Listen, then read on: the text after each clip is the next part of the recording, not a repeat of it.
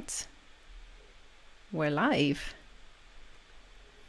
So hello everybody. Today is the 20th of April and I'm your host Gwen the Shieldmaiden, and joining me today are my fellow Vikings, Shieldmaiden Morning Darkness. Hello and welcome, and we're so excited to wish you a happy birthday, Grimmcore. Oh, thank you. thank you. And with us we have Jarl Tolkis. Hello. And Jiroc couldn't be here today, but we do have a special guest with us. So please welcome Grimmcore from Irongate. Hi, Grim. Hello, I am he. I'm him, Grimmcore. And a little bird told us that today was your birthday. Yes, it is. It is 38 years ago. I was born in Sweden, but quickly swept away to New Zealand. My father is from New Zealand, so we lived on the Fiji Islands for. Yes, it's my birthday, basically. Yes, sorry for the. No, it's amazing. I didn't know that you had connections on the other side of the world, so that's pretty cool. Yeah. And we are so honored that you chose to spend your birthday evening with us, us the Valheim community. Oh, no, it was an obvious choice. A Wednesday, a nice Wednesday. I mean, it's just a normal day, but people tend to say happy birthday today. I guess it's nice. Yeah, and so you were telling us that the Irongate team actually prepared, did something for your birthday. Do you want to talk about that? Oh, yeah, absolutely. They didn't actually prepare as much as well. I was talking on the phone in my office, and everyone was waiting outside for me to come out of the office. So we were gonna go eat lunch, and I was talking on the phone, hang up the phone, and so there's a window, and they can see me talking in there, and I didn't even notice them all standing outside. I opened the door and everybody starts clapping their hands, like big nice applaud. I was like, oh nice. So I just closed the door and went back into the office. And then I opened the door again and oh nice, they started to applaud again, and then I closed the door. And I was just gonna see if this was gonna continue, so I did this like 3 times. Ay. So Amazing. basically, as soon as I went through a door, they started clapping their hands, which meant that when we came outside the office, there were people on the street, and I was the last one out of the office, and they started clapping their hands, and everyone turned around and looked, what's going on? And it was that kept going the whole day today. As soon as I entered the room or went through a door, they clapped their hands. That's hilarious. I love a bit of office trolling. That's great. That was fun, yeah. All right. So we wanted today to show you a couple of things. We've got a build to show you, and we've got a couple of questions. Obviously, we're live on both Twitch and YouTube, and we'll be taking questions on the live chat. So everyone, feel free to just pop in the chat and ask your questions. And yeah, for now, let's go this way. We'll take you through to the Great Hall, which I'm not sure you saw last time you visited the server. Oh, I'm not sure. No, probably no. Yeah, so you will see the Great Hall, which we built pretty early on in the server, I guess, like maybe a month or 2 in. It was built by our fellow admin and Podheimer Thorin, that you probably know. He's Metarune on YouTube.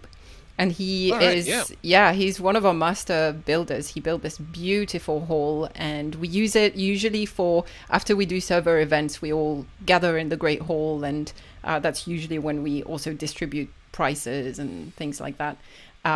It's also a hall where we've got the names of the Jiroc's elite patrons and so on. Hi, Canaris.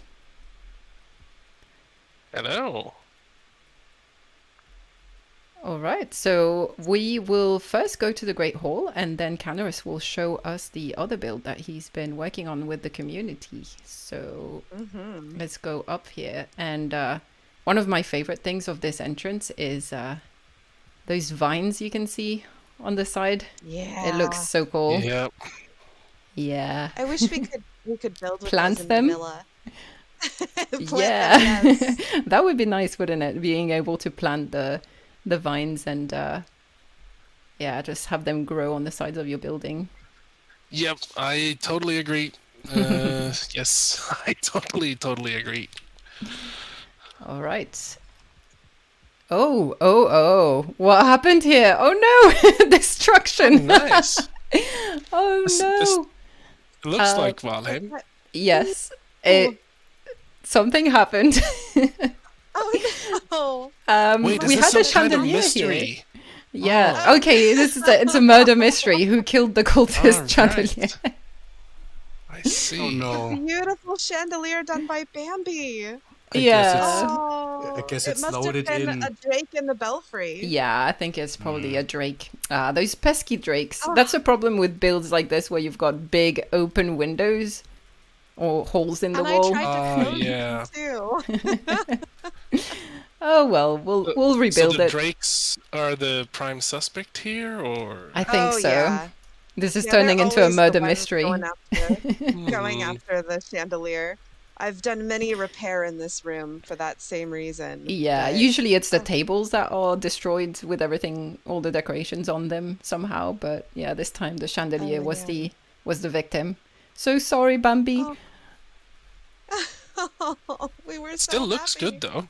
Yeah, the sides over here you can see how it's supposed to look like. But for context, we about a week ago I think we did like a server event. Jiroc organized a. Canra's saying it's modern art. Yeah, it is. It's deconstructed art. That's exactly what Yep. it is. So yeah, about a week ago we did a server build competition, a chandelier build competition, and so the winner was Bambi with this build that she initially. The chandelier she initially made in her base, but as she was the winner of the competition, she was allowed to come and replicate it in the Great Hall. So yeah, we'll make sure to fix it after all this, because yeah. And But- you have the statues here as well. They're nice. Oh yeah. Yeah. I just have someone asking in my Twitch chat what mod gives us these deer statues, and I believe it's just part of dev commands, but Infinity Yeah. Hammer does help to place them. Yeah, Yes, it's with admin commands you can spawn in those. statues. exactly. Yeah, so you can spawn them in with dev commands, but you have to, if you want them to be placed specifically, you have to use an Infinity Hammer. Mm-hmm. Yeah, there's one of the mods that we allow on the server, and Grim, you probably know that from your last visit, is the all stands mod, which allows you to put pretty much any item on item stands, which is why sometimes you'll see things like these murder tiers on an item stand. Oh yeah. Oh yeah. That is probably one of my favorite things, is to be able to put those on stands. Yeah, they look really cool. Yeah, I like it when it becomes like this glowing blue glass orb. Mm-hmm. Yeah, it's so- really nice. So while we're here and just kind of taking a quick look around the Great Hall, do you want to talk a bit about... Oh, something's attacking the walls out there. Uh-oh. I hope it's not a wolf. Probably is, I've though. got 23 It is. HP. I don't have any food, so Yes. I'm gonna- Let's try to ignore that wolf. Hopefully... Oh, no, it's coming up. Oh, it just disappeared. Okay, promise I can kill it. Got it. Yeah, we should be fine. So Grimmcore, do you want to look, there's maybe... another one. Oh, Hold wow. Okay, we've got a flying wolf there. Interesting. Where? Oh, I better go inside if he's flying. Yeah, it was a bit laggy. Well, it was inside, so I'm not sure you'll be safe. Yeah, it's inside. I run can't see it. around. Oh, no, I can see it now. Well, Only that is damaging it. your typical visit at the Great Well, I Hall don't is want to get swing. attacked by I stuff. don't want to swing the sword that I have on Yeah. this character because it'll just damage everything. Yeah, Yeah, you please stay do up not there use on the the- deer. That's a good idea. Yep, Yep, yep. you're good. All safe. So while we slowly make our way to the birthday cave, to the cave that we have prepared, the birthday cave. Gwen! Oops! Spoilers! Spoilers. Do you want to talk a bit about your role at Irongate, what you're currently working on? Yeah. Okay, so I'm Grimmcore, also known as my real name is Robin Eyre. I'm on paper. It says that I'm employed as a 3D artist. I'm basically a generalist, which I do anything from concept art to illustration, animation, 3D models, and yeah, basically all that. I'm the first employee at Irongate, so it was basically me, Richard, and Henrik when Irongate started. What else? I sit in a small office in a little town or a city called Skövde in Sweden, where I sit and do crazy stuff and make stuff up and put them into the game, or give it to Richard and Jonathan, and they put that into the game. In Valheim, that is. Cool. So as we visit this frost cave, we'll be pointing at every single new item and be like, "Did you make this? Did you make this? Was it you?" All The right. roles have actually changed a lot since we've gotten more people into the company. Lisa, now I'm mostly doing a lot of concept art, and still we're working on Mistlands currently. Still producing a lot of things for that. So a lot of the time I'll be doing the concept art and the designing of it, and then handing it over. We'll checking in with Richard, like, is this okay? Is this what we want? And then he says yes, or he says no. Then I make new concept art, or if it's done, I'll give it to Lisa, and Lisa will probably model it, or we'll put it into the to-do list, and we will see who gets there first. Cool. That's basically, it's anything you see in the game is anything art-wise, I guess, is probably me or Lisa, who have done the models at least. Nice. Yeah, and I must say, I think everyone probably would agree that the frost caves and the design work you've done on them, on the mobs and everything in the frost caves is incredible. It really feels like a big, like a next level, and we're really excited to see what comes next with the Mistlands. Speaking of the frost caves, as you can see, we've done a little creative license in here. We've used the mod that allows us to build in dungeons. I know there's a little bit of a debate among the staff as to whether or not we should be allowed to build in dungeons, but you know, this might give you an idea of what people can do. No, absolutely. We wanted to. I remember Jonathan made one of the rooms in caves, a very, very unique room, which I don't think it actually popped up that much, but it was basically a deep hole with a little lake in it, and you couldn't actually get up from that really deep hole, so you had to build your way out of there. So we were discussing trying to put in building just to get out of that hole, but it didn't make sense because of the dungeons and how they're set up, people might go there without timber, without wood and everything, and wouldn't be able to get out of the big hole. So if we had introduced it earlier in the game, mechanics like that, I think people would be more prepared to go into dungeons, and we could have like a different kind of mechanic in the dungeon where you actually have to build to get to certain places, which I still think is a really cool idea, but you need to teach the players that this might happen. So you have to be prepared, so it doesn't just pop up later in the game and you're just stuck because you were exploring, which is kind of punishing.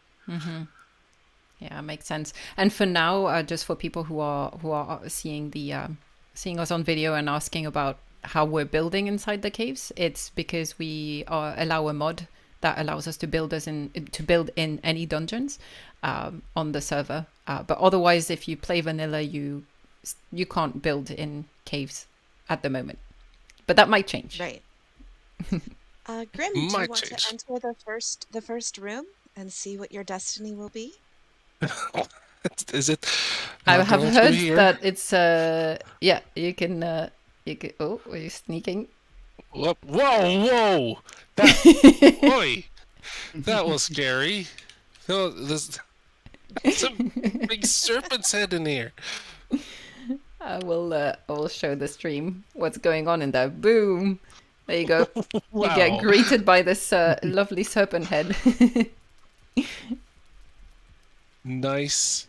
When we created the serpent was actually because one of the people at Coffee Stain, his name is Sebastian. That was long before early access, and we're just talking about how to get the spread to get Valheim out in people's like social media and try to find Valheim and so on. And the serpent pretty much came to life because we wanted to just make a little video like, what if you're out in the sea, and what if there were sea serpents? So actually, just because trying to get some attention, we made the sea serpent. It's one lovely. week. That first scream when I heard the sea serpent, holy cow! Terrifying. And because I am not this easily jump scared, and I screamed. Yeah. And my baby was asleep on my lap, and he was not happy. Yeah, it's not only terrifying, it's the scream, but also the fact that the whole screen shakes and your boat shakes and you're like, oh my god, I need to get out now. I'm gonna die. Yeah. The sea serpent is my favorite videos in the beginning of early access was just watching people on Twitch or on YouTube when they found the sea serpent the first time. So it's still my favorite memories from early access when we just released it. Yeah, the reactions. Yes. It's so fun. Yeah. Oh, look at some of these book titles. These are great. Canaris, you did such a good job. Yeah, do you want to talk us through, Root of All Canaris? Elders. Do you want to talk us through the this room and like the theme that goes with it? This room basically is inspired by Valheim, so all of the books have something to do with Valheim. You know, it's like small Easter eggs here and there just to enjoy a little bit because it's supposed to be the Forsaken Library.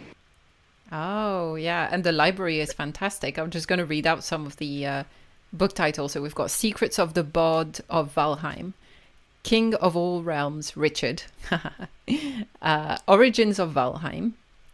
Then we've got Tales of the Abomination, Fueling and Their Totems, Who Was Eikthyr, Root of All Elders, Dark Art of Bone Mass, Moda's Sorrow, and Origin of Yagluth. That's cool. Like that. And the library made out of the signs and items. Oh, no, it's all signs, isn't it? That you use for the books. And then using the shutters as part of the library and the cupboard. It looks really amazing. It's really, really well done. Oh, there's more books here. Frost Caves, Sunken Crypts, Burial Chambers, and Golems. Cool. Will you be adding to the collection of books here, or have you found all the books that you need? Well, we know that there's 2 more biomes to go, right? Ooh, Yeah. interesting. And I believe there are more books to look at. And I'm Yeah. currently working on a creative build and have an entire spreadsheet full of book titles myself. Wait, something's wrong with... Something's wrong with? the bone mass trophy. Is it? Why is it just green? Oh, it might be the lighting in the cave. All right. Is Is it supposed to that be helpful? different colors? It's like green and a bit yellow, isn't it? brown. Yeah, it's cascading different colors. Yeah. All right. right, okay. I'm gonna look at something tomorrow. Work never stops for the Irongate team. Hmm. All right, so I Canaris, see, I where to see. next? Then we have the room right across, Oh, which is like for the best experience because since Jiroc did put a whole bunch of crystals, when you run into the room, it's like running into the galaxy. So oh, okay. So you have to run in. yeah. Wow. Ooh. Wee. Whoa. Yeah, those crystals are really nice. Oh, what's Oh, only there was a mirror to see how hilarious were all of thee. The fall elegant and prank free, and wonder in stone will set set ye you free. free. Oh, we're stuck. We're in a prank room. Yeah, we can't jump up there. Uh-oh. Okay, so we have to Wait. solve the riddle now. What's this? Oh, Oh, No. oh, Wait, what? No. oh. Wooden gate. Oh, Ah, yeah. there we go. Ah, you found the exit. you found the way out. Yay! We're free. It's so Good clever. one. That was good. Yeah, You that's guys fun. couldn't hear it, but on my Twitch stream, someone just played the Star Wars Cantina music.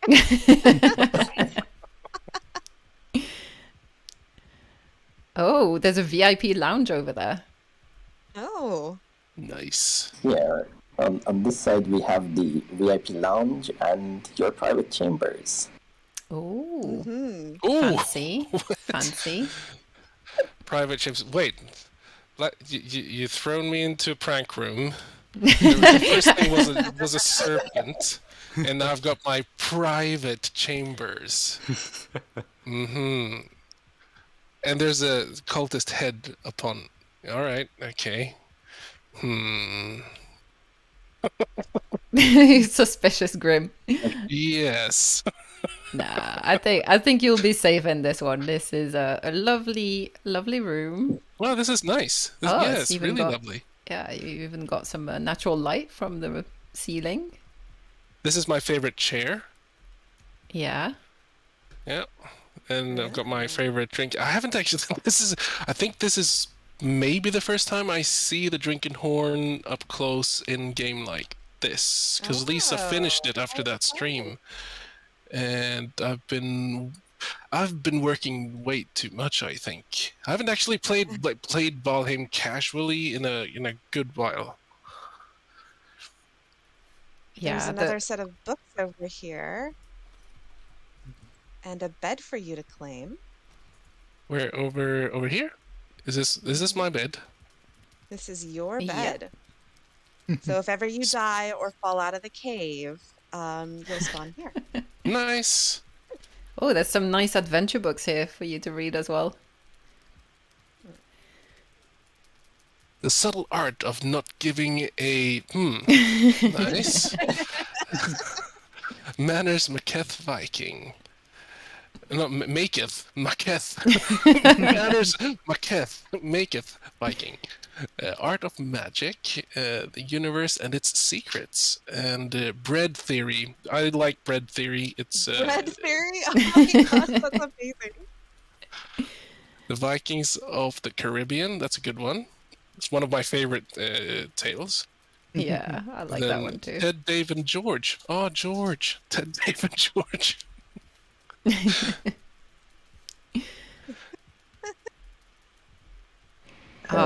As you go on, Canaris? Yeah. Also, the chest has some food and stuff for you. So Oh. since you come over to the server, you're usually without food. So Oh, nice. I'll have a bite.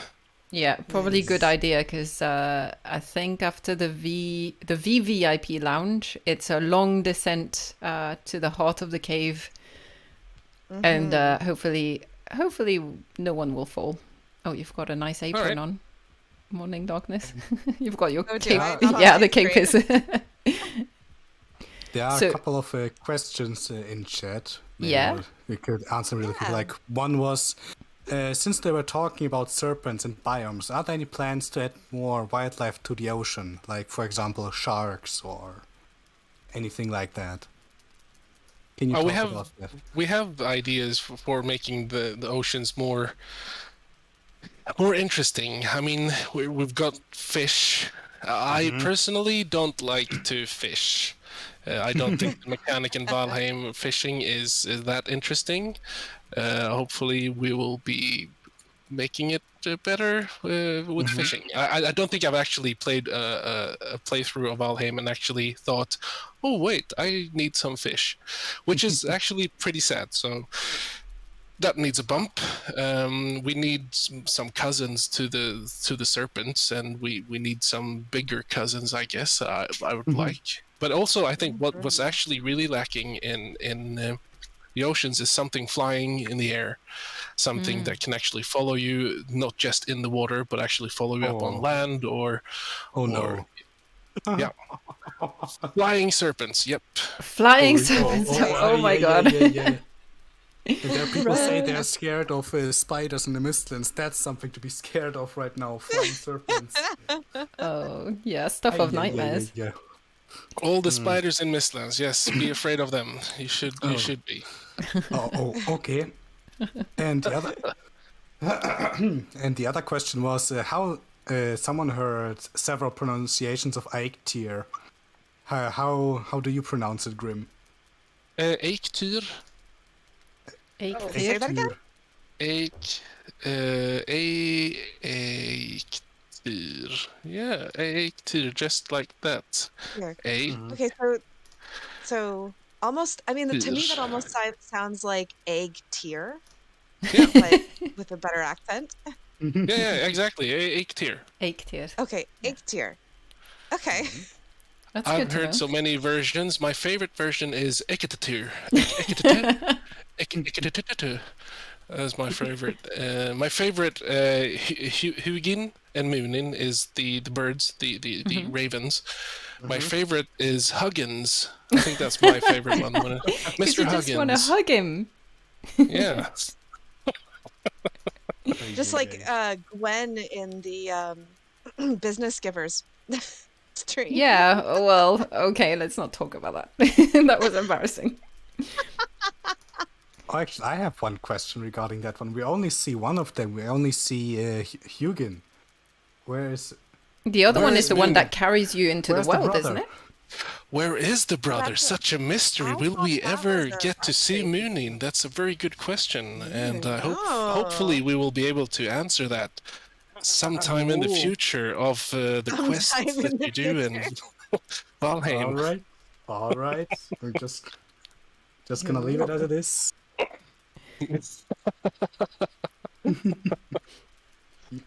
There is actually a fun fact, or is it too fun of a fact? Wait, let me just think. It should be fine. Huggins has a secret model inside Huggins. I think that's how we set it up for his brother Muninn. So there is a version, a hidden version of Muninn inside of Huggins.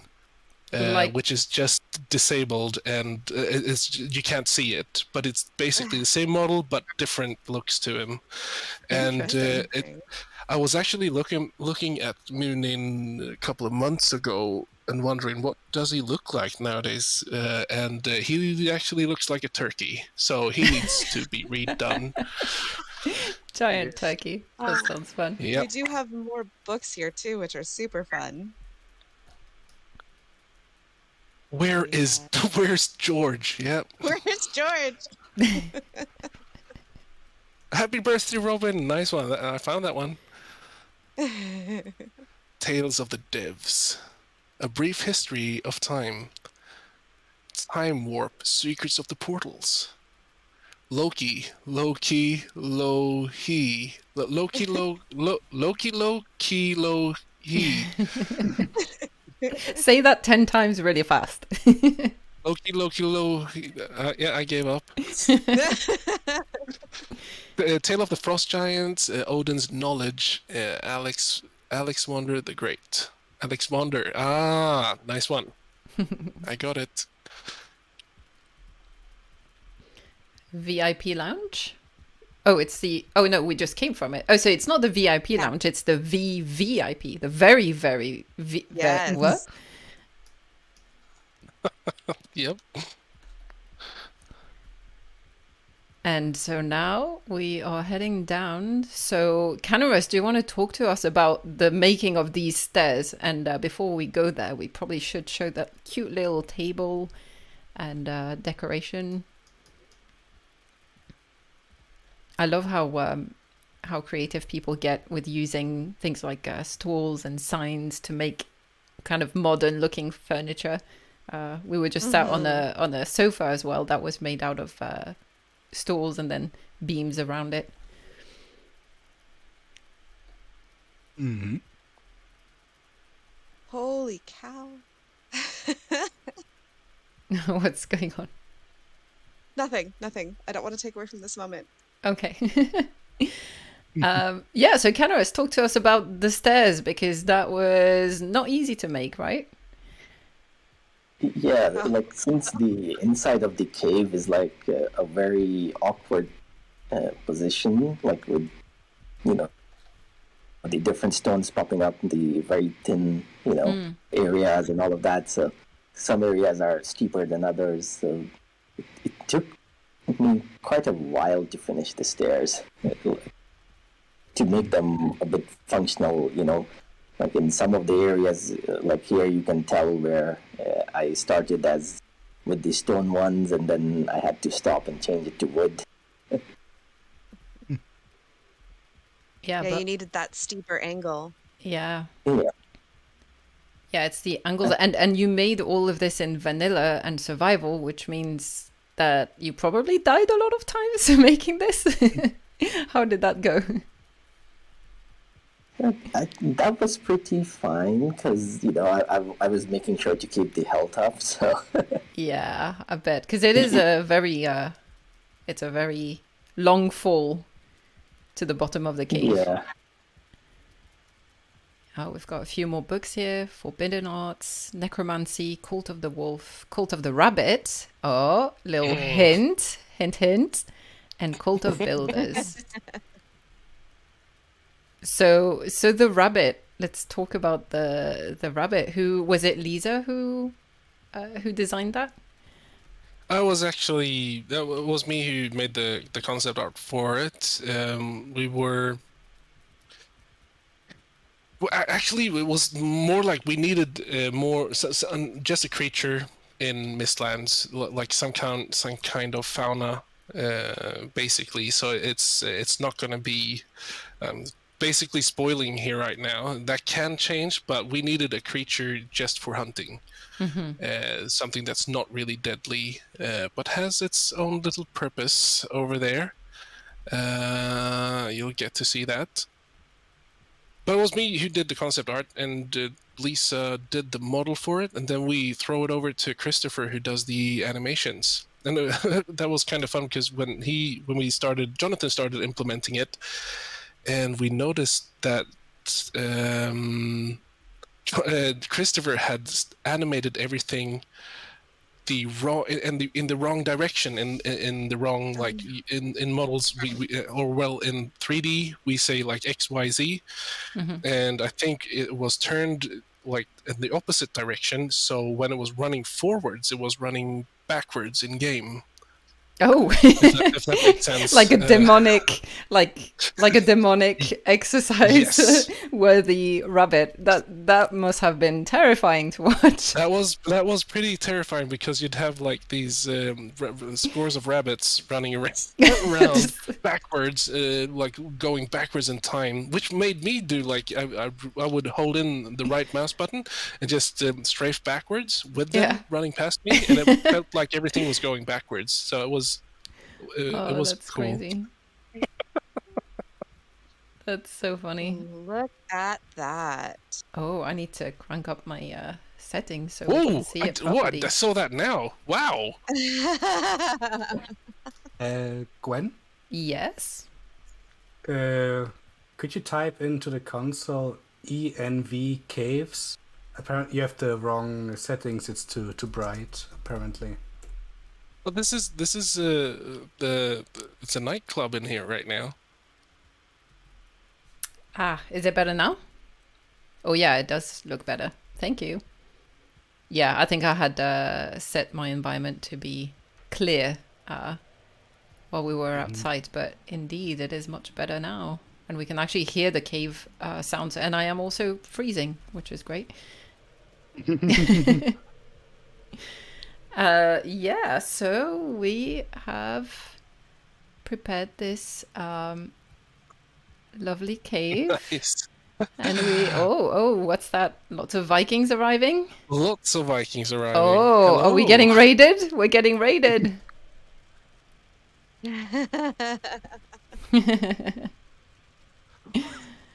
We have a birthday surprise party for our ballroom.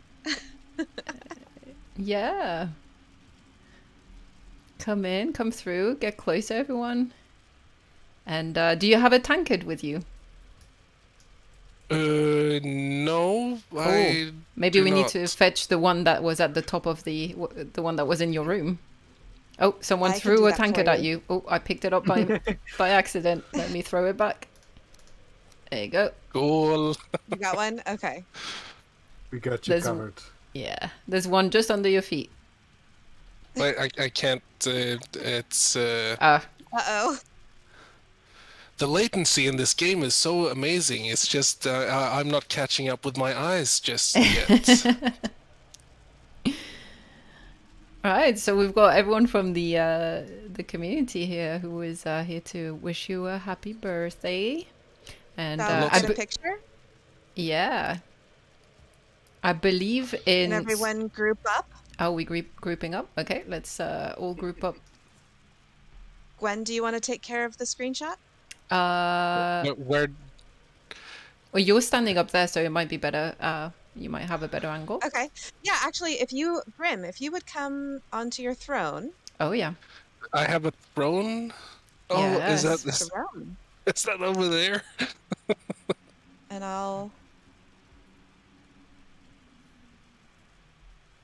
I'm sitting in my throne. It is lagging a lot. I haven't played with this many people ever.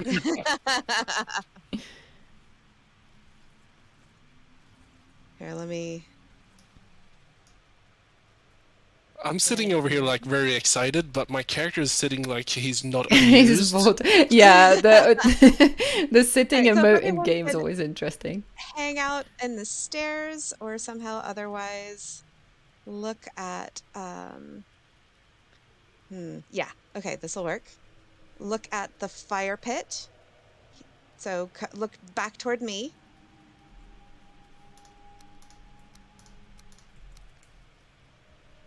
And...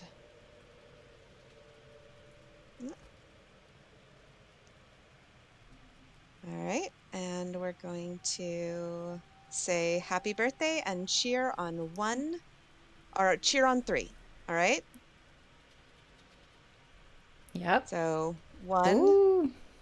2, 3.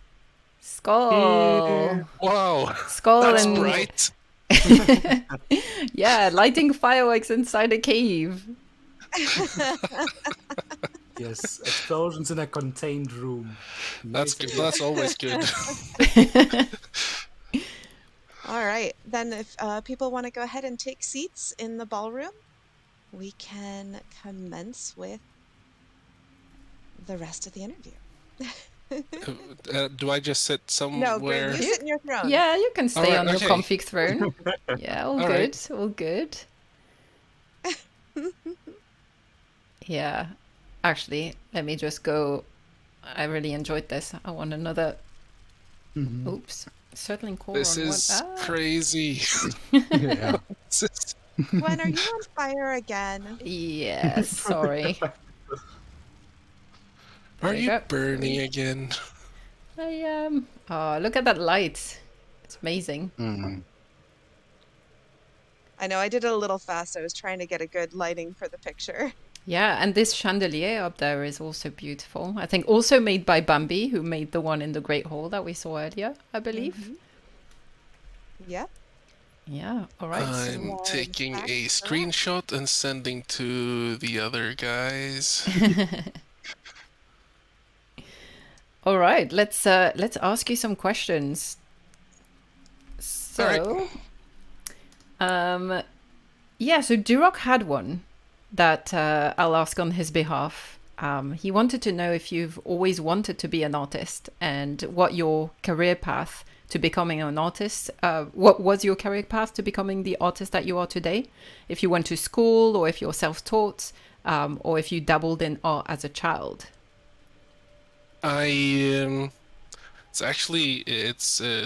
try to take a short version of it, but basically I think I always wanted to draw stuff when I was a kid. Mostly I grew up, so I'm born in Sweden, but we moved back to New Zealand and we lived on Fiji, which is like 3 small islands just outside the coast of New Zealand, between Australia and New Zealand, basically.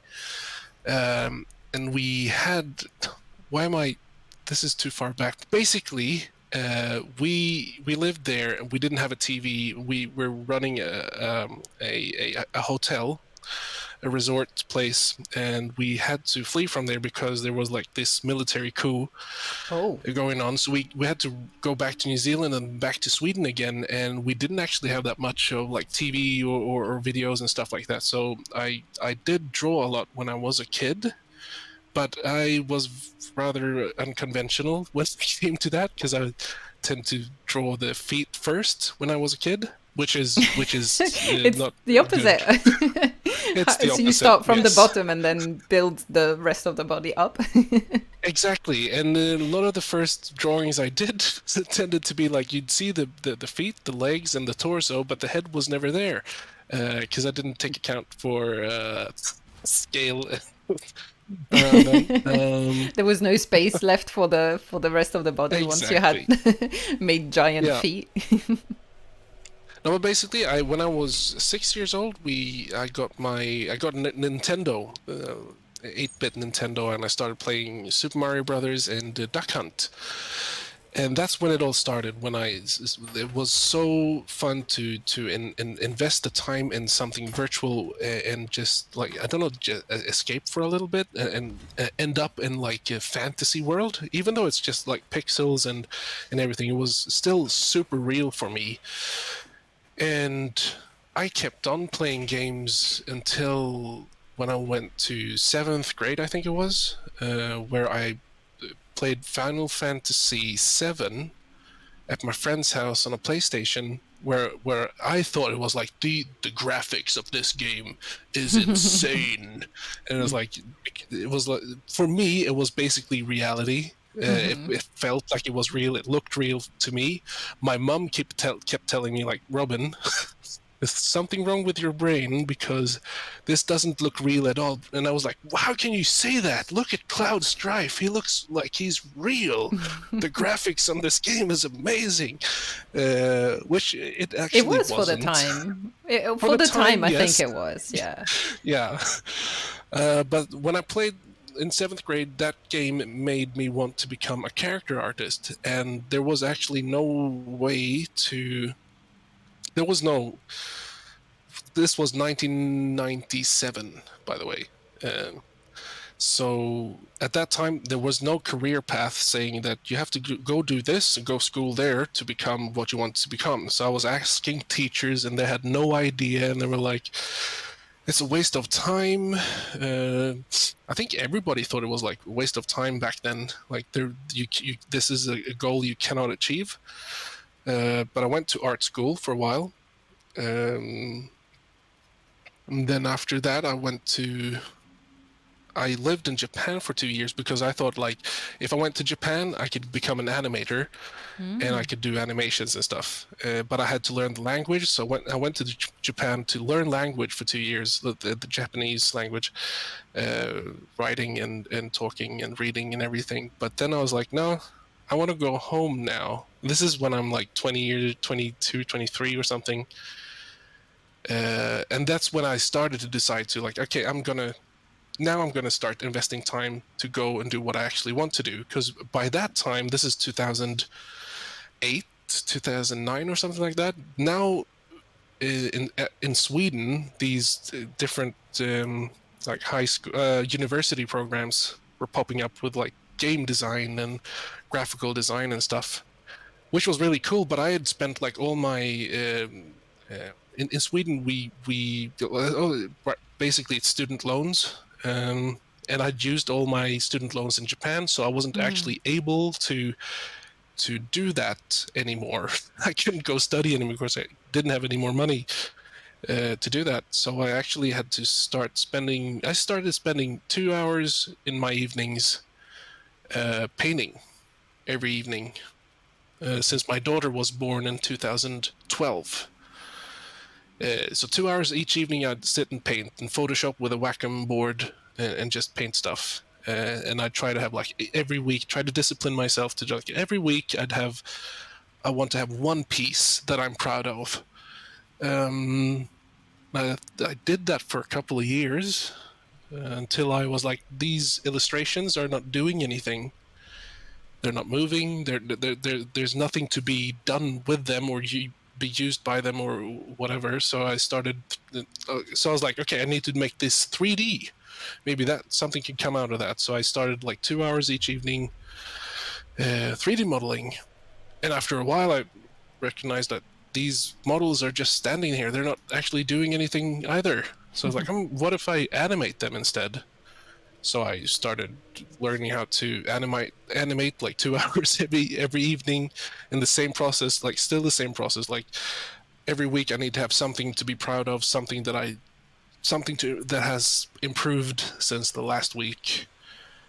So I kept doing that, and then I was like, okay, they're moving, they look nice, but there is no purpose for them. They're not doing anything.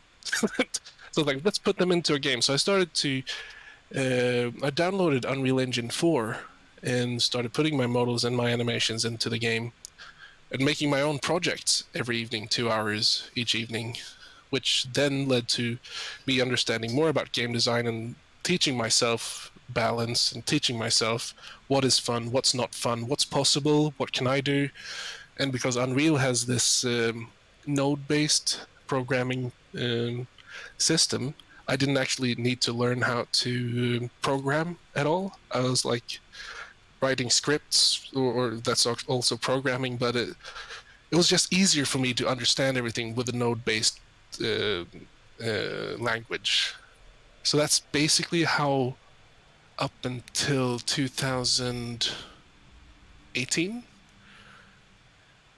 before I got the job at Irongate, that's what I was doing, just personal projects, and I was doing freelance work for game companies who were just going to pay me in exposure.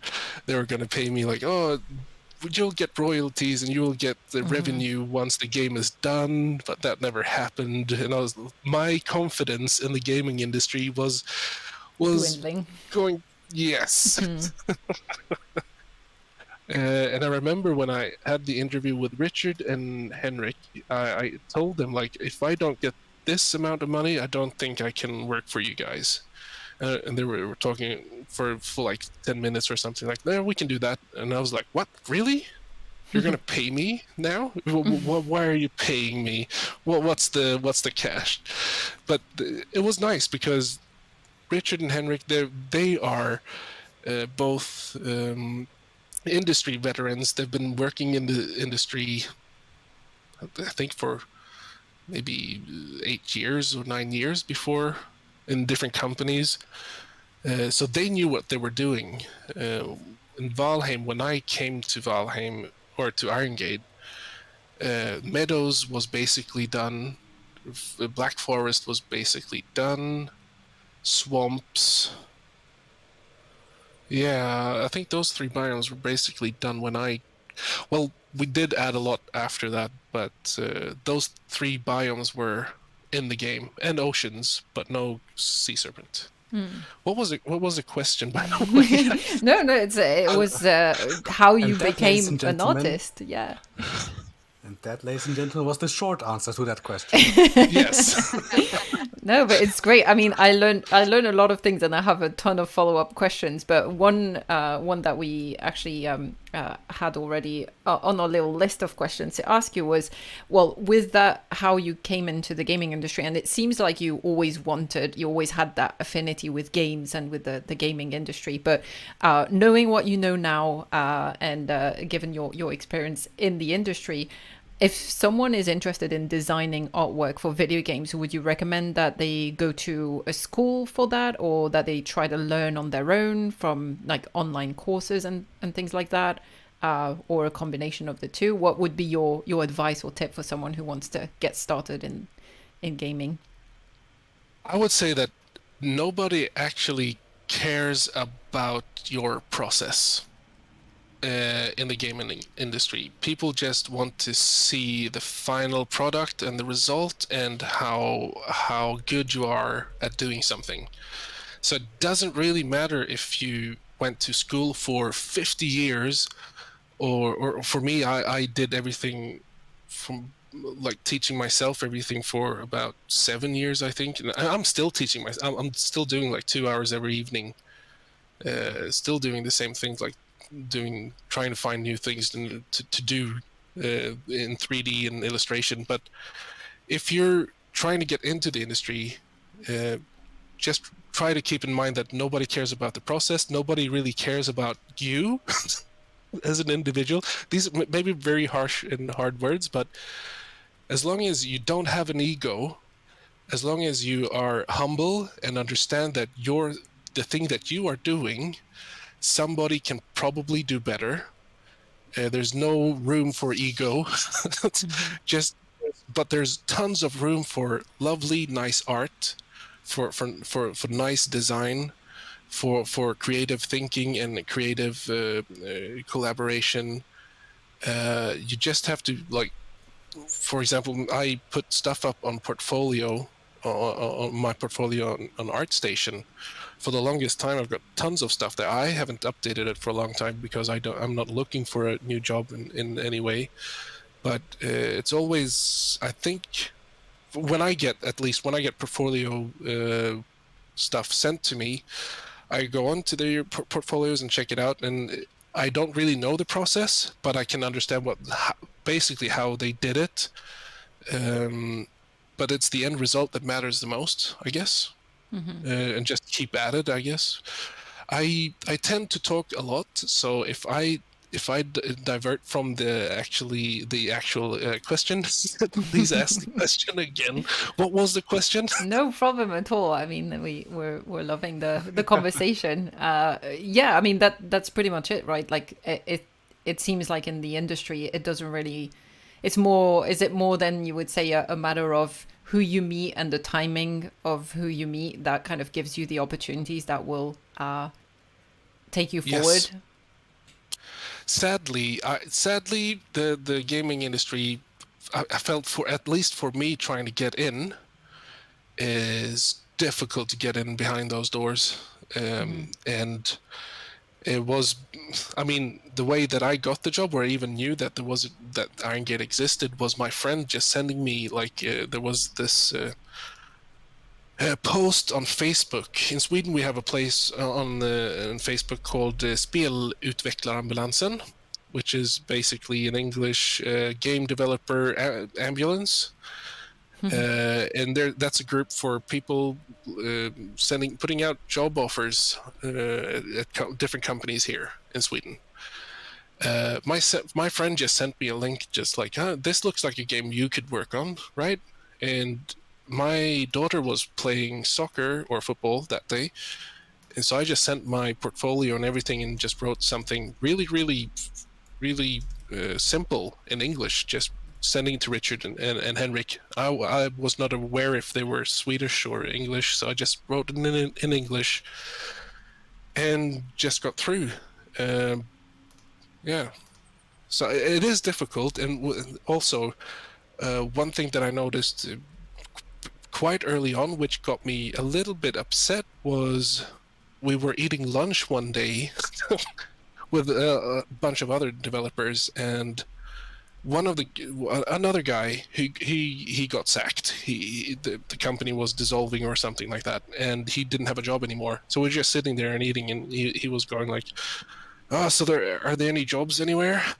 And another guy says, "Oh, we're looking for 3D modelers." Oh, great. And he got the job, and I was like, "Wait, what? What just happened?" Wait, you just got a job like that just by eating lunch at a table with other people?" And I was like a little bit sad and disheartened, like, but all the others who, because I genuinely think that people who are not in the game industry, who wants to come in, the new blood, there's so much more power and so much more energy in that people to prove themselves and to actually want to be in the gaming industry. Because I see so many people who, like, I meet them who are just like, this is just a normal job, which it is. It's just a normal job, but I get paid to paint death skeetos.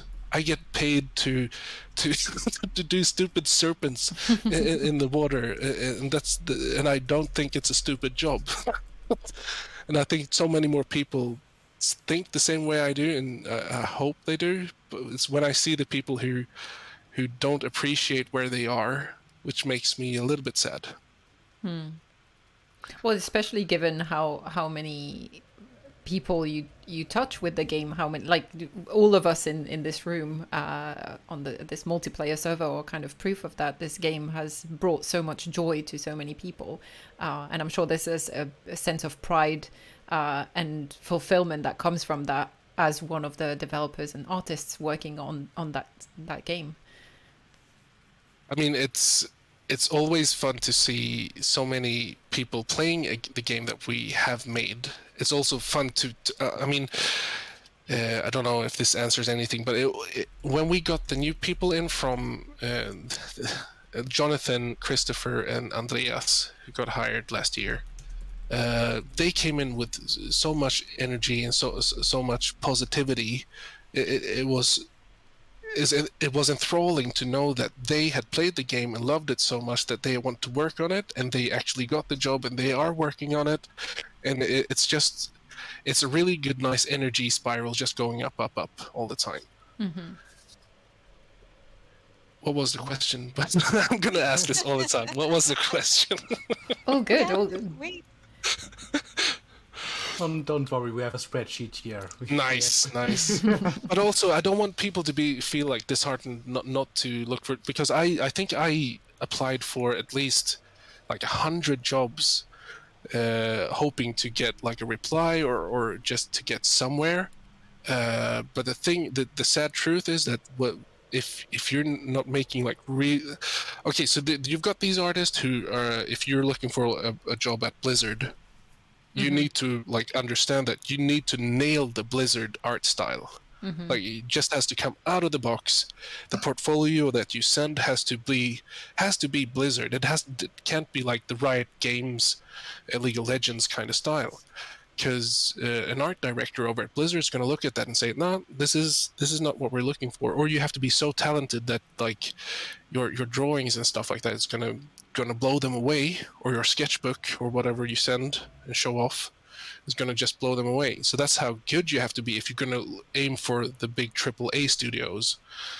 I was lucky that I spent 7 years doing generalist things, because at the moment at Irongate, what they needed the most was someone who could be versatile, who is friendly, who they could have a cup of coffee with, who they could discuss like design ideas and balance and everything, but also put on my table that, okay, we need to make this creature.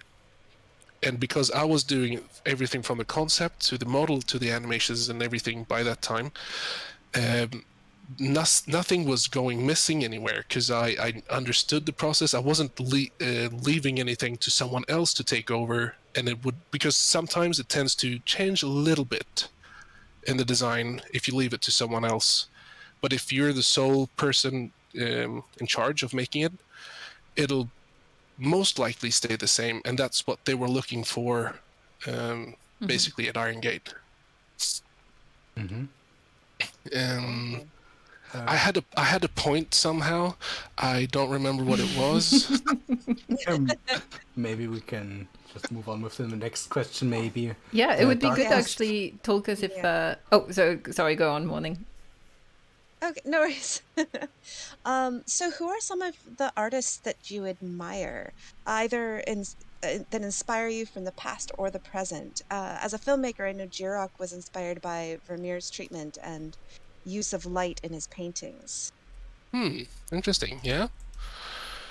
The first person I looked up to a lot is a guy called Dave Raposa. He is so good. He's really good at. I mean, back in the day, he did character portraits. If you go out on Google and if you write Dave Raposa with a Z, write like Turtles, Ninja Turtles, or He-Man and Skeletor, you'll see these really amazing portraits of them, his own style, but they look like the 80s Skeletor and He-Man and everything. But it's just really, really good with lighting and colors and everything. I admire anyone who does something with a lot of color, or super stylistically with just accent colors and like grayscale and accent colors. But Dave Raposa is a big hero of mine. I'm nowhere close to how good he is. But Dan Levisi is also one of my big heroes.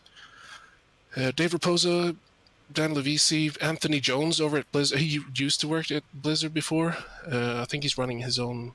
You can actually get courses from him, like taking concept art courses with that guy. Anthony Jones is really, really good. Yeah, basically those three people I look up to a lot. If they would ever, like, if they would ever, like, oh, Robin, you're doing okay. I would be like, okay, I'm quitting now. I'm done. I think that would be the day. That would be the day. All right. I actually have a question from the audience. Let me ask that one. Are there any plans to modify the wards? Like, for example, right now, if you want to take out a name from the ward, you have to destroy the whole ward and then have everyone put their names back in again. Or like, if you could... Yeah. Are there any plans regarding, making a bit more comfort of life changes? I think that's a really good question.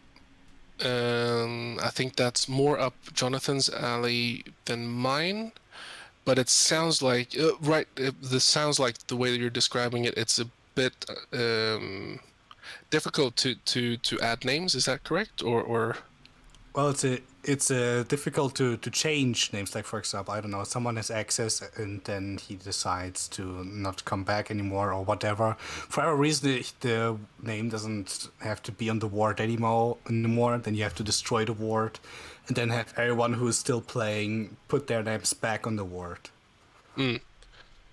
Yep. I don't know. That's something we could look into. Definitely, notes. it sounds like something that should be an easy fix. I'm saying it sounds like an easy fix, but it might just as well not be. That's a Jonathan kind of thing. But I can actually tell him this question. So, All right. Then let's move maybe to a question that you can answer. What is your favorite thing that you have designed for Valheim in the current release version, and why?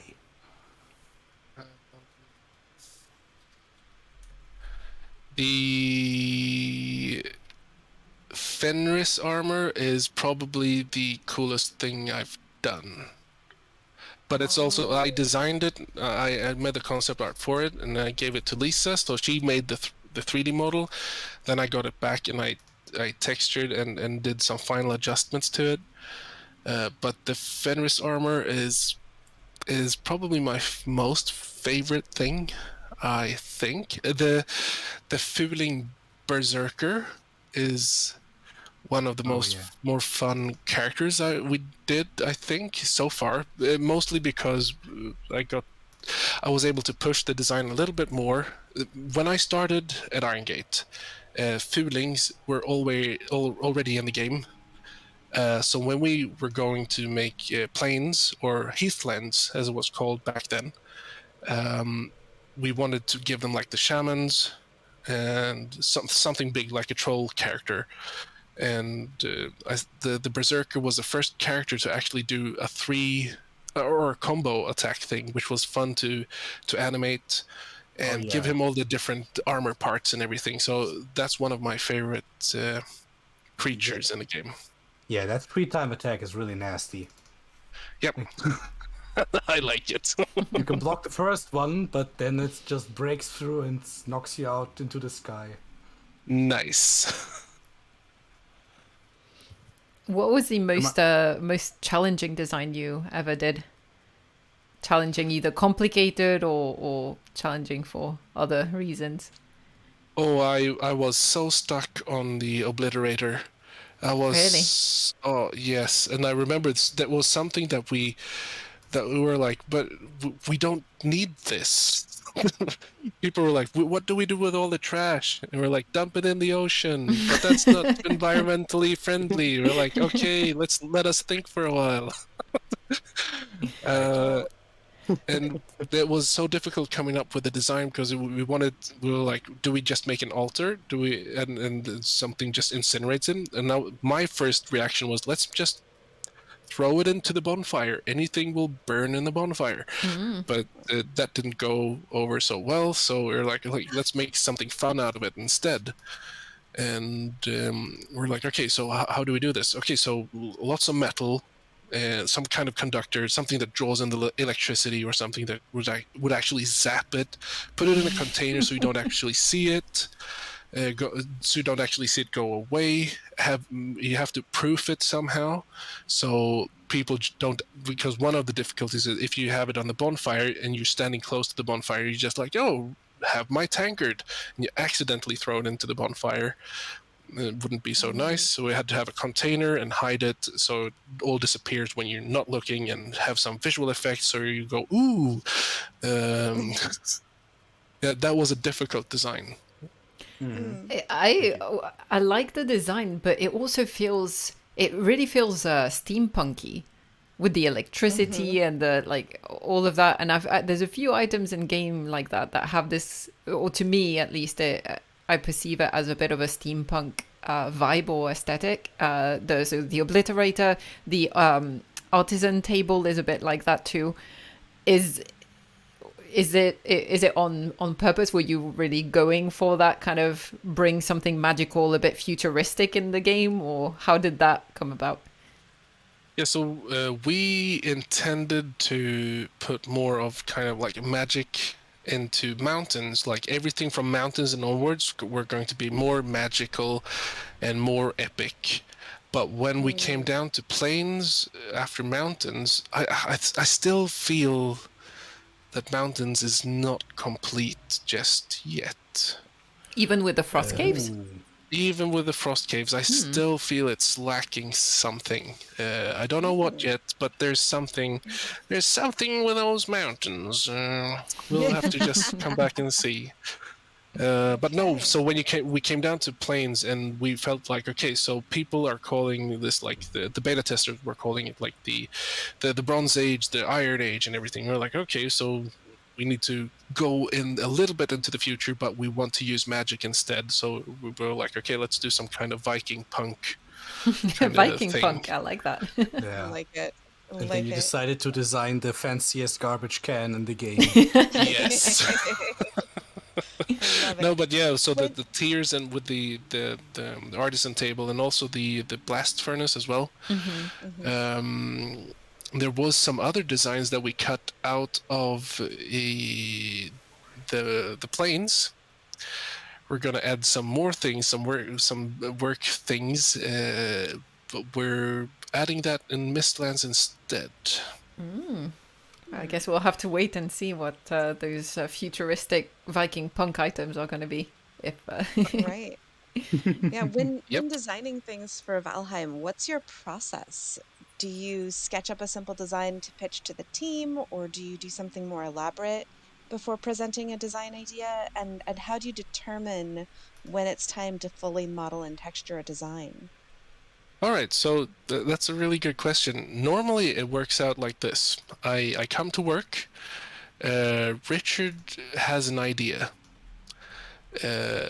So me and Richard will sit and talk for maybe an hour or 2 hours, or we'll leave it and then come back and talk about it. But me and Richard normally sit and talk about design and what to do and what we feel like we want to, what would actually fit the Valheim universe. And after that, it's a little bit different nowadays compared to back in the day, because when we're a smaller team, I could just jump onto it and do it now. But these days, I have to like go and do the concept art and make sure that I don't have anything else that I need to be doing before continuing down the road or down the path of going further with the model and animations and so on. But basically, yeah, we'll sit down. We'll go check out Pinterest, and we'll go to Google. We'll try to figure out like the oven. Like, how does an oven actually work? How does a stone oven actually? We had no idea. Like, so where does the wood go in? There has to be a fire somewhere. And so we had to go look that up. And also, there are requirements for the oven. And it was like, okay, so we have to have it in like a 2 times 2 times 2, I guess it was, but it has to be a chimney as well, so you can have like the smoke coming out. But we had to make it like 3 in the Y, 2 in the. There was some criteria that we had to fill before even going into designing the concept for the oven. So it's always different when we do the different things, but normally it comes from like, is this fun? Are we excited by this idea? If we're not excited by the idea, we're not gonna even chase it down. And I think that's why we had to make the Obliterator the way it was, because like throwing stuff into a bonfire is not going to be fun. It's always going to be more fun with some sound effects and some light effects and everything. But yeah, mostly it's just me and Richard just talking about stuff before we even present it to the team or to anyone else. We'll just sit and talk and talk and talk. And Henrik is very involved in that process now in Mistlands as well. So we're basically 3 guys sitting down and just trying to figure out what we want, what we need. Making a Google document and just like writing down everything, all the items that we want and all the things that we think we need. But that's the thing, like, even though we have a big list of things that we want to put in the game, those lists become smaller lists because we have drops and stuff. Like, we tend to think from 2 different points. Either we'll have like, oh, we need a metal, and that metal will then turn into armor concepts and swords and weapons, or we'll come from the other side where it's like, oh, we need a creature, and we'll design the creature. Oh, what could this creature drop now? And then we'll do the drops, and what could this drop actually become from there? Oh, we could make an armor from this. So there's always those different approaches we have, those 2 things. All right. Talking about all the animations, I have a kind of a question that interests me personally. The regarding the Abomination, the animation is really cool. How it just appears out of the ground, and we never had something like that before. I think the only similar is Yagluf. He has the animation where he kind of pulls himself out of the ground. So my question is, were you involved in its design and animation? And if so, what was the trickiest part about it? There's also the mountain golem is the first actual creature that we designed up in the mountains to have. We call it the sleeping state, where it actually just listens if a player is nearby or not, and then it'll start to animate itself or reanimate itself. But and then we did Jagluth. And we wanted to have, like, just with Jagluth, why he comes out of the ground is because he's undead. It would be cool if he just comes crawling out of the ground, hits his hand in the ground and everything.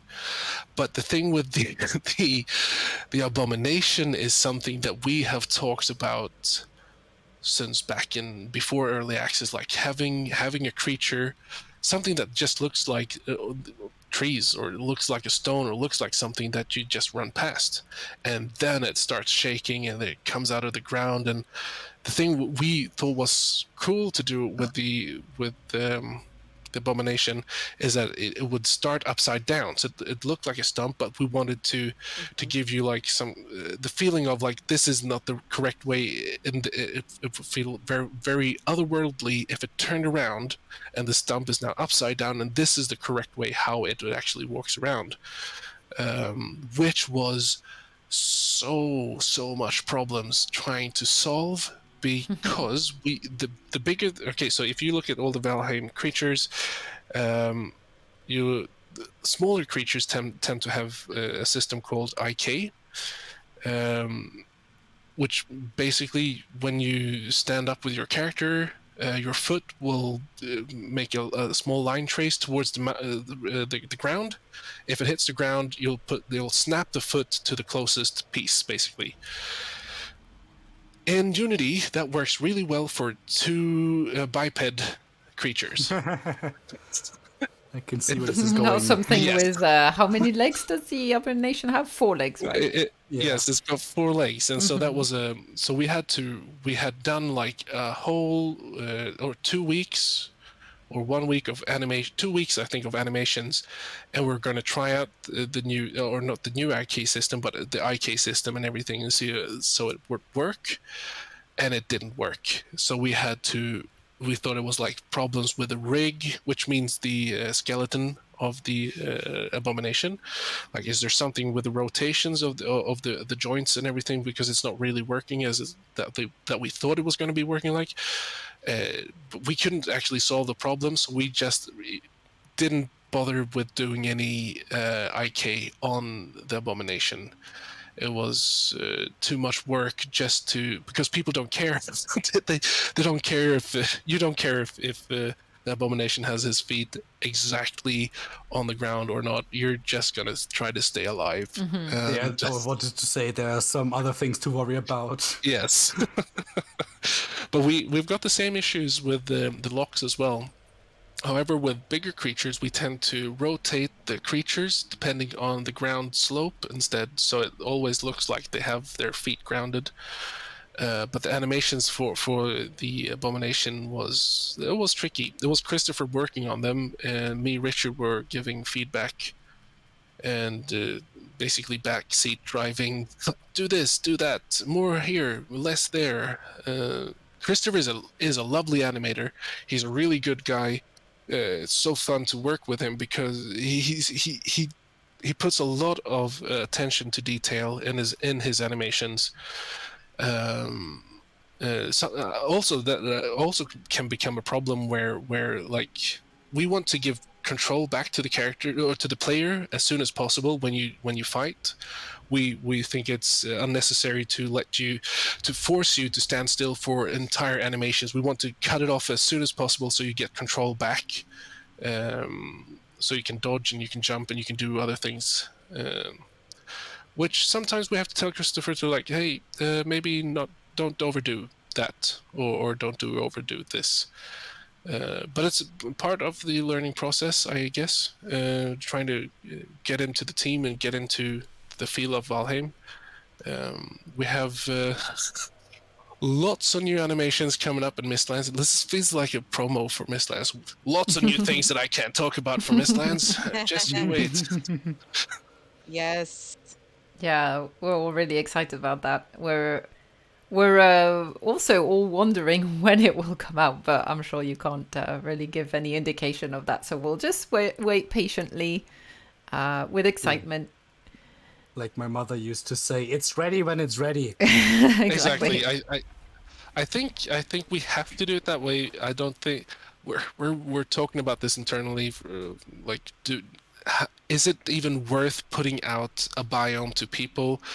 Because people have their expectations. We want to deliver a good, nice package. If we would just put out Mistlands in current state, I think people would be disappointed. I think they would be really disappointed, to be honest. And I don't think it'll be more worth it when it's all done, basically. Yeah, and to be fair, we have had a couple of small unexpected updates with the frost caves, and before that the swamp updates and all of that. So, you know, I think it's fair. I also prefer waiting for something and then be amazed when it comes out, rather than having something that is a bit rushed, like a lot of bigger studios do that. And the backlash is usually usually quite big too. So I hope people will be amazed, because I've said this before, Mistlands is something that I'm very stoked to play. I'm very excited when working on it and playing it and playtesting and everything. So I'm hoping people will like it as well, and I hope they will have to go to the toilet an extra time. It's going to be fun to see people's reactions, because we have some surprises, but also saying that we have surprises is also destroying the surprises. So we don't have any surprises in Mistlands at all. So let's just move on. Next question. Yeah, actually, since we were talking a little bit about the magic, introducing magic and so on, obviously the shamans in the fueling villages are magical creatures, and someone in the chat is asking, they want to learn how the fueling shamans cast those bubbles to protect themselves and their allies, if there's like a bit of lore or stuff that you can share behind that. So the Grey Dwarves, they have these shamans also, but they tap into a different kind of power than the fuelings actually do. And it's all based upon that Yagluth, which was a very horrible person when he was alive, was kind of like a tyrant, and he went off to distant lands to find different sources of power to come back and control his people, basically. And when he returned, he taught these things to the shamans of the tribes, which is tapping into a different kind of power than or magic than for example, the Grey Dwarf shaman is using. I can't talk too much about it, but that's basically what they do. And I think the overall gist of Valheim's magic is there's different kinds of magic. There's not just like, I'm not talking about lightning and fire, but where it actually comes from. I'm hoping we will get some more time to be able to put that into lore. Yeah, that's There's exciting. so many things I would like to put into lore. Yeah. And everyone who's following on the YouTube and Twitch, feel free to keep posting your questions on chat. We'll try to go through most of them. But another question that's more related to your experience playing Valheim. What was the funniest or weirdest death that you ever had? Did you ever have like something? I think the classic is death by tree when you're very early on in the game. But do you have any funny stories? Definitely. I got through the interview process. I was sent so this is the things that you have to do, and see if you get through these assignments, and then we'll see if you get the job or not. And I got the key to play Valheim, and I played it for about maybe 3-4 hours or something like that. And I will not forget, like, the first time you cut down a tree, I was like, well, okay, that's kind of cool. It rolls around, but can it kill me? and when it did, I was like, oh my god, what's going on? My whole world was like turned upside down. So the first tree killing me was amazing. The second one was when I saw my friend got killed by a tree. I was like, wait, what? Did you just get killed by me chopping this tree, falling onto you, and now you're dead? So that was the second, like, wow, I didn't mean to kill you, but I'm laughing. Yeah, we actually want to make that. So someone on the server has this idea of making a kind of PvP event where we have to kill each other by just chopping down trees. That would be quite fun. Funny. I think the best death I've had is when a troll actually killed me, because I was terrified by trolls. They were brown back in the day. We had two different trolls back in the day, where the blue trolls that we have now were up in the mountains, and you had the black forest trolls where they were brown. But then we went for just the blue troll instead. Why blue? How did you decide on blue? I think it was basically just Richard just fiddling around with the texture colors one day, and it felt like having something that actually sticks out from Black Forest, just color-wise, was something to go for. Like, you'd see something in the distance, like, what the hell is that? Rather than having something brown and cloaked in Black Forest. I think it was a good choice. I think it was like orange at one point as well. Ooh. Aye. Oh, someone else has a question, a follow-up question to our conversation about magic. Will the players ever be able to use magic, like via staffs, for example, or spells, maybe? That would be cool. I have a few questions too. So I'm not. All right. I think I can't say for sure that we'll ever have that. I think it all depends on what Richard wants to do with it in the future, I guess. Right now, it's very physical based, everything, I guess, in Valheim. At some point, I don't know where we would actually put that into the game. But I don't see it actually being a problem putting it into the game, I guess.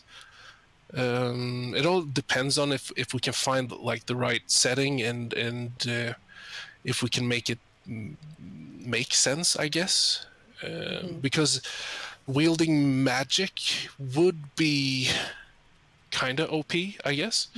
Yeah, I don't know. Unless it was something. Magic.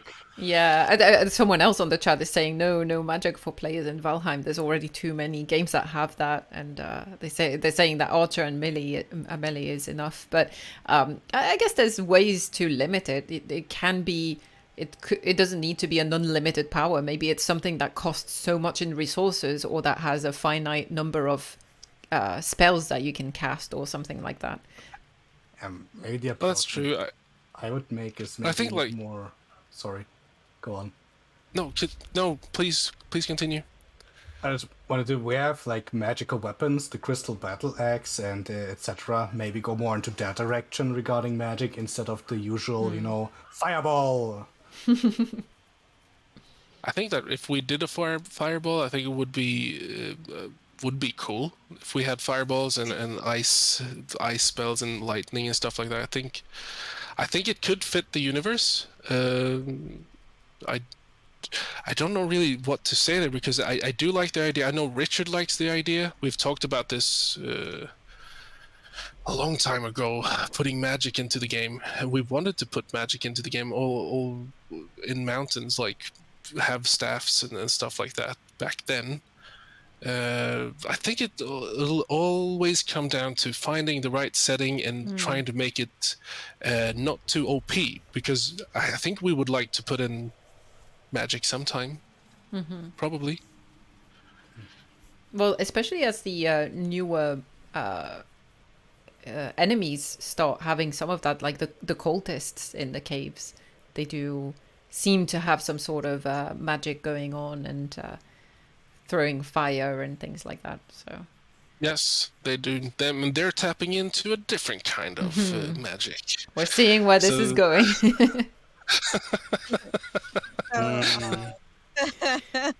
To slightly change the subject, do you mind if I do sort of a lightning round of questions? Yes, no, or I don't know?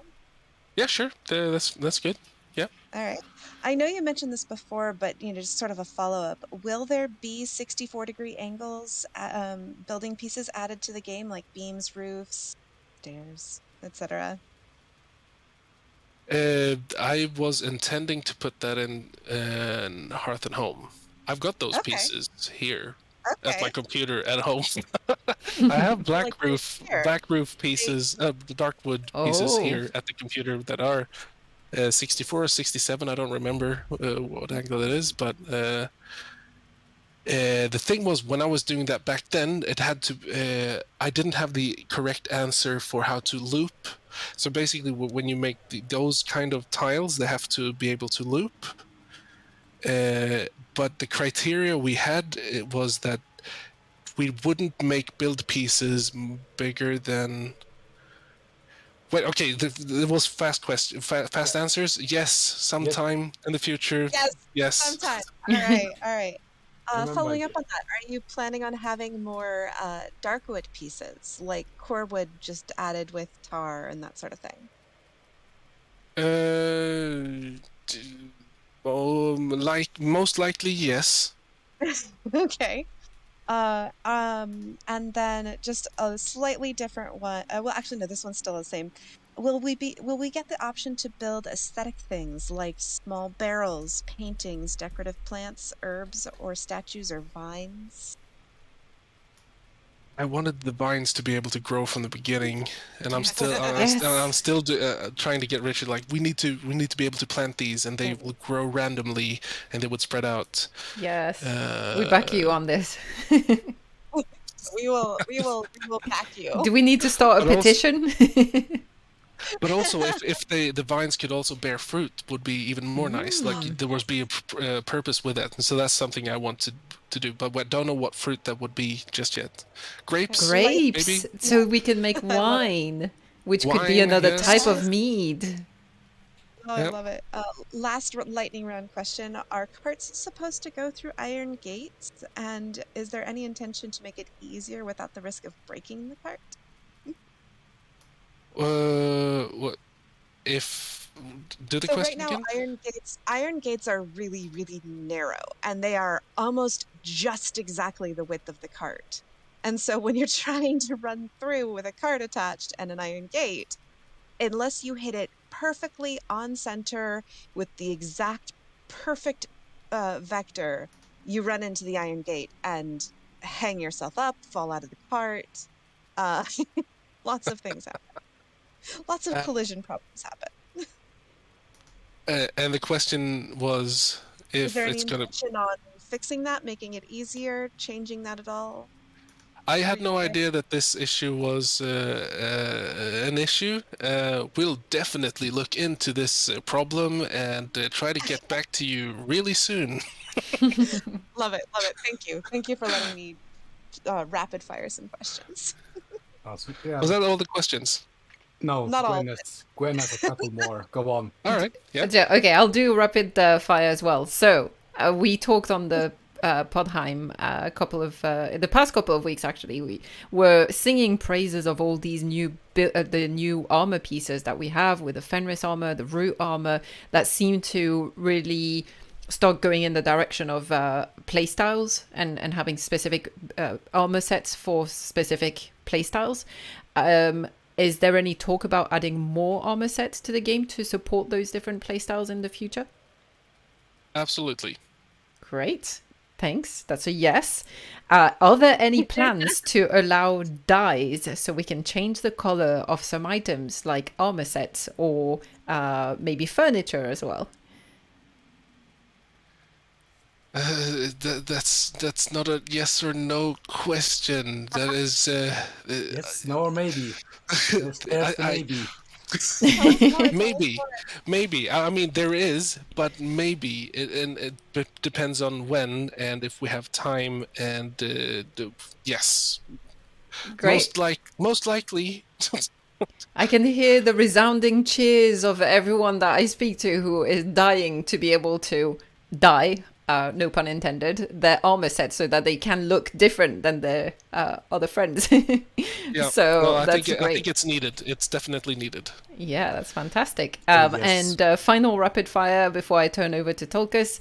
Talking about aesthetics, would it be possible to get a tool similar to the butcher knife to pick up crops like a scythe or something like that? Because right now everyone's using adgears, but it would be nice to actually have a tool. Yeah. Yes. I would say we should actually go for a scythe, and we should like, if you ask me, we should go for war scythes as well, and weapon scythes, and cut down Yes. stuff with More pole scythes. arms. Yes. You had me at scythes, so yes. All right. Fabulous. Thank you. Now, my turn. Will diving be added to the game? Most likely no. Okay. Can we put you down for team throwing axes? I am the creator of Team Throwing Axes. All right, so now it's official. Thank you. And one just Morning Darkness. Do you want to ask a couple of more questions? Yeah, I'm looking at my chat, so I'm trying to make sure. So other things that people really, really want to see, is it possible that we might be getting milk and cheese in the game? Yes. Bring cheese to Bring Valheim. what? Bring cheese to Valheim. We wanted to give Loxes we wanted you to milk Loxes Yes. in Northern Home, but we Yes. figured it would be too much with we didn't have time to put that in, or we want to put that on another creature. Milk makes sense. Yes, milk makes sense. That would be great. All right. Should we expect any further update before the Mistlands, or are you just like full bore focusing on Mistlands, nothing else until that's out? Good question. I think if something pops up, we have the manpower to start doing that. But I think right now we're actually working so much on Mistlands that we don't have any. Jonathan does have something up his sleeve, but we might want to put that into Mistlands because it would make a bigger bang. Put it into Mistlands, but it all depends how long it actually takes to create Mistlands. We had a road bump today. Like, we figured out, like, okay, we can't just do this. This creature needs to drop something else. What can we link that to? It's going to be just boring if we go in and do this X and Y over here. It's not going to make sense if you can do that also over there. So there's a lot of things that might change, and where it's a lot of things up in the air, a lot of things are being done. Hopefully we can get something out for you guys, but we cannot promise that just yet. All right. Yeah, Very Mistlands good, right though. now. Very exciting. Yeah. Fair enough. Is there a book of lore coming out in game? You know, just more of that rich story, or are you just really trying to leave it open-ended?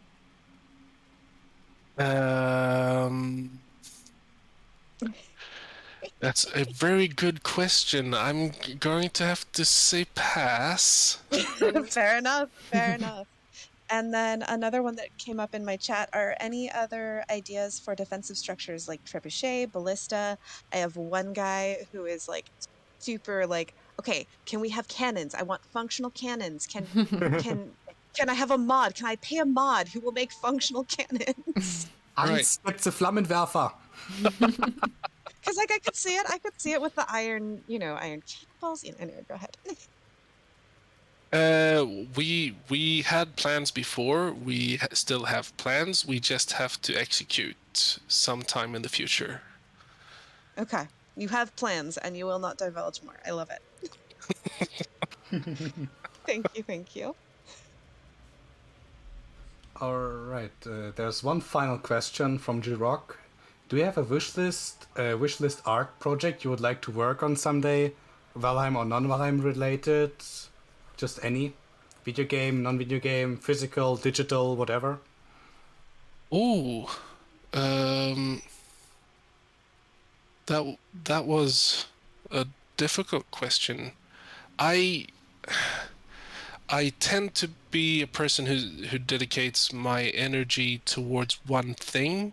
I've noticed, I've learned that if I have something else that is enticing me over the horizon, I tend to do bad work. So I wouldn't know what that would be. I'm very heavily invested in Valheim that it's difficult to see anything else. And I don't play that many. Like back in the day, okay, so I would have loved to work on League of Legends, do something with League of Legends. I'm a huge fan of their characters, basically. If I could have done something with that, or in the future, that would have been fun, I guess. It's a difficult question. I'll say League of Legends, something Riot Games. I'm a huge fan of Riot Games. Yeah, you've got 2 League of Legends players sat right beside you, both the morning and I. Yeah. Not so much now Really? because we're before Valheim, that is. Now Valheim is our life, so you know. Yeah, basically, I have been describing on my Twitch channel that I am a monogamous gamer. Yeah. And Valheim is my true love. And I might still see myself playing Valheim 20 years from now. I don't know. I got nothing. By the way, I find it funny that you are almost exactly 1 year younger than me. You're like Really? a week short. Yeah, you're a week short of 1 year younger than me. Nice. But then I'm gonna have to ask you that because of League of Legends, that what lane and characters do you play? I'm a huge support fan. Like even when I got into Valheim, I was a support player, so I was always Sona. Oh, Sona, Sona, yes. yeah. Sona's one of my mains too. I'm always bot lane because I can do mid as well, but I prefer bot lane because I like, again, all the games I play are multiplayer. I like playing with other people. For me, gaming is a social thing. I never really play solo games. So bot lane it is usually with a friend, and either ADC or support. And ADC I would go for Misfortune or Jinx because they're both very fun to play. And Gwen, are you and I the same person? Yeah, I think we might be. Yeah, and they're by fun. the They're really way, fun characters. I love the design of them as well, and the animations and everything. Those 2 characters are great. And then Sona support, or I don't know. I cycle through a lot of different support characters. I do like playing Morgana support, which is a bit unconventional sometimes, maybe depending on what meta it is. But she's pretty OP. So I would like to comment that Lady Bambi, our great Chandelier architect, has joined us. ooh, I currently have my free fly camera staring straight at her. hi Bambi. We found you. So thank you for your work on the Chandelier. Someone broke it. Not this one, the one in the in Great the main Hall. hall. Oh, the Great Hall. But the one that we see in here too. Oh, all right. Okay. Yeah, Yeah, it's not I broken. should Don't this one. worry. It's still there. Yeah, this one is safe. I don't think there will drinks be any allowed, mobs. yeah? Yeah. All right. So I would say let's wrap things up. Yeah. As Well, well. I think Alright. unless anyone else has any more questions, I think we have gone through quite a lot. Thank you so much, Robin Grimmcore, for spending your birthday with us. It was great to be able to chat with you, and I'm sure we'll have you again at some point, and we'll chat some more because there's still a lot that we can chat about. And thank you so much. Also, I just want to say thank you to anyone who plays Valheim, and the appreciation that we've received, or that I have received. My experience in the game industry has been amazing, because this is the first project, or first real paid project, that I ever work on that I get money, except for like exposure and fake revenue and stuff. And it has been such a wild, crazy ride, and we learned so much from you guys, from people, like getting feedback from your appreciation, from things that you hate, Basically, everything that people say and talk about is something we try to listen to as much as we can, and it's really colored my vision of and my feeling and the energy around like being a game developer. I know at bigger companies people don't tend to hang out like we try to do at Irongate. But I'm so happy and thankful that we are allowed to, because some places you're not even allowed to talk about things outside of the company. That Irongate actually allows us to be able to hang out with you guys and talk like this and talk pretty openly about things that we are doing and what we are planning. I want to say thank you so much, and it means a lot to me that I can come here on my birthday. That doesn't mean that much to me, because apparently I'm just getting older. I'm extremely thankful that I get You've to be leveled here up. with you. Yes, You've leveled up. I'm more wise, they say, or they don't. Yeah. Well, I'm sure I speak on behalf of all the active and engaged community. Thank you to you and the whole Irongate team for having brought us this game that we all love to play and will love to play for many years to come. So yeah, thank you everyone at Irongate. And we really appreciate you also spending the time with us, spending the time with the community, and spending your own personal free time to hang out with us. It's amazing. Yeah. It's but that's also really weird, because we're all just people. We're all just humans. We're just living here. We don't feel like we're more special than anyone else at Irongate. It's just like we're sitting down having our coffee or digital mead that we're drinking. So it's like, thank you so much for having me over. Thank you for making a sign out of circling heads and everything. I took a screenshot. I'm gonna send this over to everyone after this. Yeah, make sure to tell your co-workers this is how you make a surprise. not just embarrassing you all day by clapping every time I see it. I'm just kidding. That must have been so funny. I love the trolling. Oh, by the way, I found out how to counter their clap, and it was when we went into the Thai buffet place. Is when they start clapping, I started clapping too, so nobody knew who they were clapping to. Smart. That's great. Yes. Thank you so much. Thank you so much. I'm gonna head to bed now, and please have a continued nice evening.